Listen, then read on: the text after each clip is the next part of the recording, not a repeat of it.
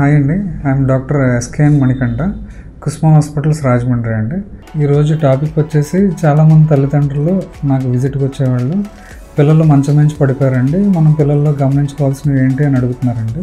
మామూలుగా మంచం మించి పడిపోయిన తర్వాత పిల్లలు 2 టైప్స్ ఉంటుందండి.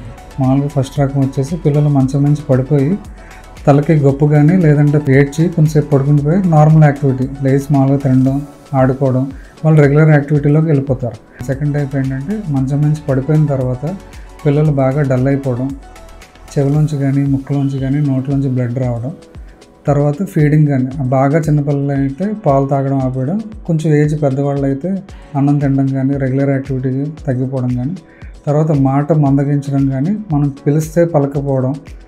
లాస్ట్ ఇవన్నీ జరిగిన తర్వాత చాలామంది పిల్లల్లోనూ ప్రొజెక్టైల్ వామిటింగ్స్ అండి, అంటే వాంతు చేసుకుంటే రిపీటెడ్గా పెద్ద పెద్ద వాంతులు చేసేసుకోవడం అండ్ ఫిట్స్ కింద వస్తాయండి కొంతమంది పిల్లల్లో. ఎందుకంటే ఏదైనా క్లాట్ అయ్యడం కానీ దెబ్బ తగిలినప్పుడు ఉన్నప్పుడు అక్కడి నుంచి బ్లీడింగ్ అవ్వడం. దాంతోపాటు ఇవన్నీ సిమ్టమ్స్ మనం చూసుకోవాలండి. డేంజర్ సైన్స్ అనేవి 12 గంటల నుంచి 48 గంటల వరకు కూడా పిల్లల్లో మనం గమనించుకుంటూ ఉండాలండి.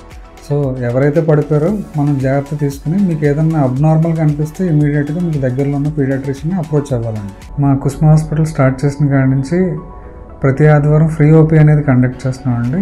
అది మార్నింగ్ 10 AM నుంచి ఆఫ్టర్నూన్ 2 PM వరకు కండక్ట్ చేస్తున్నాం. అండ్ నాతో పాటు డాక్టర్ జి శృతి, MS OBG, ప్రసూతి మరియు స్త్రీలకు సంబంధించిన అన్ని రకముల వ్యాధులకు అండ్ మోస్ట్లీ మేడం ఇన్ఫర్టిలిటీ కేసులు కూడా ట్రీట్ చేస్తారండి. Thank you.